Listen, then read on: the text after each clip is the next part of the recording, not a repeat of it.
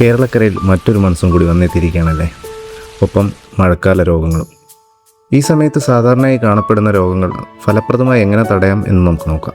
ഡെങ്കുപ്പനി, chicken ഗുനിയ എന്നീ രോഗങ്ങൾ പരത്തുന്ന ഈഡിസ് കൊതുകുകൾ ശുദ്ധജലത്തിൽ മുട്ടയിടുന്നവയാണ്. അതുകൊണ്ട് മഴവെള്ളം കെട്ടിക്കിടക്കാൻ സാധ്യതയുള്ള ചിരട്ടകൾ, പഴയ ടയറുകൾ എന്നിവ വീടിൻ്റെ പരിസരത്ത് നിന്നും ഒഴിവാക്കുക. ജനലുകളിൽ കൊതുകുകൾ വരാതിരിക്കാനുള്ള നെറ്റുകൾ സ്ഥാപിക്കുകയും പകൽ സമയത്ത് ഉറങ്ങുമ്പോൾ പോലും കൊതുകുവല ഉപയോഗിക്കുകയും ചെയ്യുക.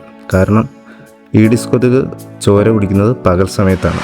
വെള്ളപ്പൊക്കം കാരണം നമ്മുടെ കിണറുകൾ മലിനമാകാൻ സാധ്യതയുണ്ട്. അങ്ങനെ typhoid, cholera, hepatitis A, shigella മുതലായ രോഗങ്ങൾ കൂടുതലായി ഉണ്ടാകുന്നു. ഇത് വരുന്നത് ഒഴിവാക്കാനായി നമ്മൾ ചെയ്യേണ്ട കാര്യങ്ങൾ ഇതൊക്കെയാണ്. കുടിക്കാനായി തിളപ്പിച്ചാറ്റിയ വെള്ളം മാത്രം ഉപയോഗിക്കുക.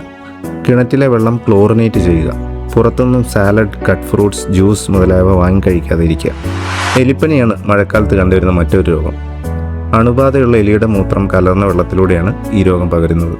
ഇത് വരുന്ന തടയാനായി കെട്ടിക്കിടക്കുന്ന വെള്ളത്തിലും ചെളിയിലും ഇറങ്ങാതിരിക്കുക. കാലിലൊരു ചെറിയ മുറിവുണ്ടെങ്കിൽ പോലും അത് വെള്ളം കയറാത്ത രീതിയിൽ നന്നായി ഡ്രസ്സ് ചെയ്തതിന് ശേഷം മാത്രം പുറത്തേക്ക് ഇറങ്ങുക. നിങ്ങൾ കൃഷിപ്പണി ചെയ്യുന്ന ആളാണെങ്കിൽ വെള്ളം കയറാത്ത നല്ല റബ്ബർ ബൂട്ടുകളും ഗ്ലൗസുകളും അണിഞ്ഞുകൊണ്ട് മാത്രം കൃഷിപ്പണികൾ ചെയ്യുക. നിങ്ങൾക്കിപ്പോൾ തന്നെ മലിനജലവുമായി സമ്പർക്കം ഉണ്ടായിട്ടുണ്ടെങ്കിൽ അടുത്തുള്ള പ്രാഥമിക ആരോഗ്യ കേന്ദ്രവുമായി ബന്ധപ്പെട്ട് എലിപ്പനി വരാതിരിക്കാനുള്ള ഡോക്സിസൈക്ലിൻ ഗുളിക കഴിക്കുന്നത് വളരെ നന്നായിരിക്കും. വായുവിലൂടെ പകരുന്ന ഇൻഫ്ലുവൻസ പോലെയുള്ള വൈറൽ പനികളും ഈ സമയത്ത് സാധാരണയാണ്. ഇവയെ പ്രതിരോധിക്കാനായി ഇടയ്ക്കിടെ കൈകൾ സോപ്പ് ഉപയോഗിച്ച് കഴുകുകയും തിരക്കുള്ള സ്ഥലങ്ങളിൽ മാസ്ക് ഉപയോഗിക്കുകയും ചെയ്യുക. രോഗങ്ങൾക്ക് പിടികൊടുക്കാതെ നമുക്ക് ഈ മഴക്കാലം ആസ്വദിക്കാം.